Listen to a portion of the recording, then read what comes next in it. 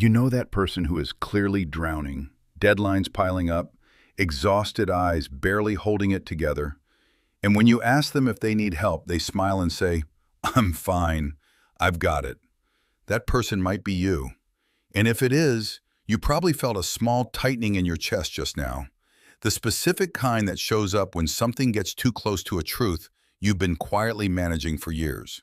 Because somewhere along the way, you learned that needing people was dangerous. Let's dissect what's actually going on. There's this assumption that people who never ask for help are just proud, stubborn, maybe even a little arrogant. And sure, for some people that's part of it, but for most, and I mean the vast majority who genuinely struggle to reach out, it's more than just pride or stubbornness. More like a survival strategy that worked once upon a time, but then never got updated. Let's think about that for a sec. At some point in your life, probably when you were pretty young, you reached out. You showed someone you were struggling, and what happened? Maybe they dismissed you. They got frustrated, or they were just unavailable, physically, emotionally, whatever. And your nervous system, which is extraordinarily good at pattern recognition, logged that. Needing people leads to disappointment, or worse, rejection. So you adapted.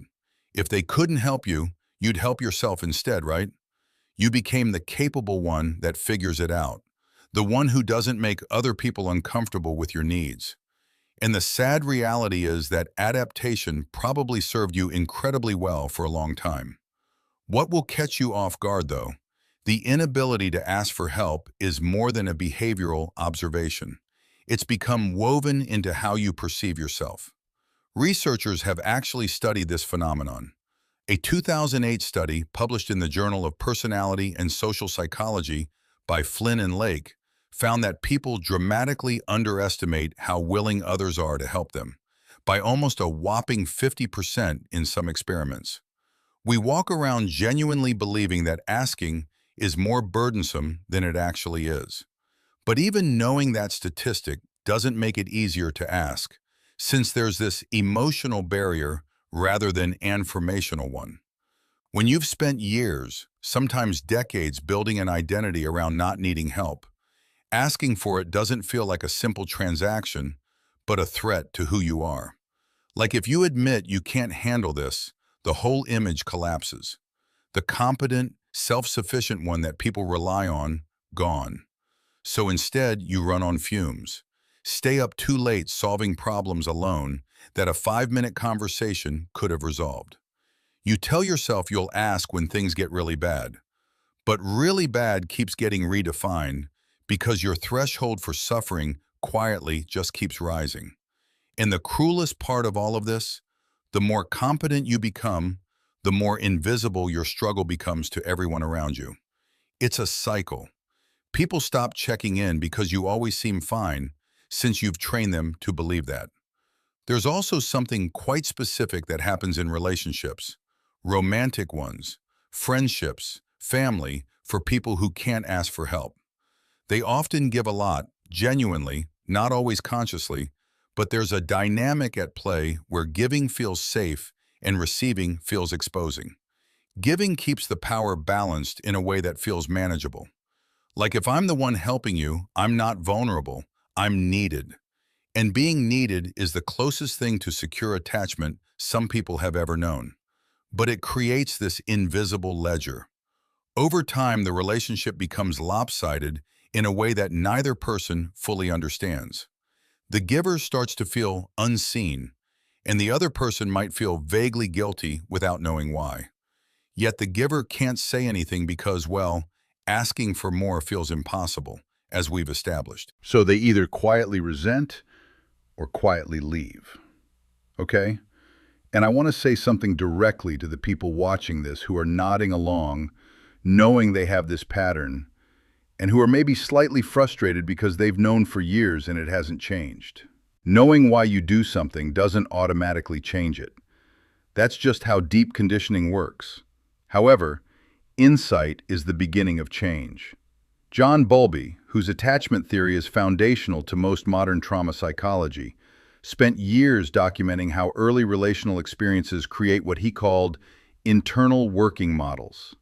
Essentially, mental templates for how relationships work, what we can expect from others, and crucially, whether our needs are worth meeting. These models form early and run quietly in the background, but they're remarkably resistant to simple logic, which means telling yourself it's irrational to not ask for help, while true, is about as effective as telling someone with a fear of heights that falling is statistically unlikely. The rational mind knows, but the nervous system simply doesn't care.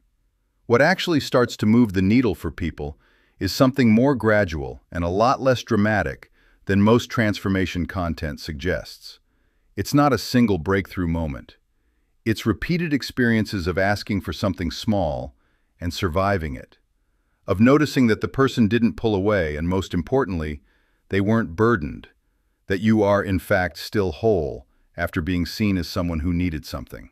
It's also about grief, which sounds strange at first, but a lot of people who never ask for help are carrying grief they haven't named, for a younger version of themselves who did ask and wasn't met. And until that gets acknowledged somewhere in the body and not just the mind, the old strategy sticks around. It was protecting someone that you in the past, so it needs to be thanked before it'll step aside. The identity piece is enormous too. When I handle things myself has been load-bearing for your sense of self-worth for 30 years. It's more than a habit. Dismantling it doesn't mean you lose yourself.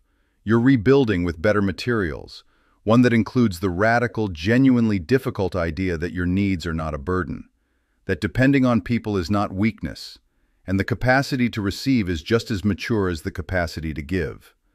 Most of us were never taught that, and you can't learn what was never shown to you. Picture this. You're at work. You've taken on more than you can realistically handle, and a colleague notices. They stop by your desk and say, "Hey, do you want me to take something off your plate?" And something strange happens. You feel a flash of not relief, panic, almost offense, even though they meant nothing by it. You say, "No, I'm good, thanks though,"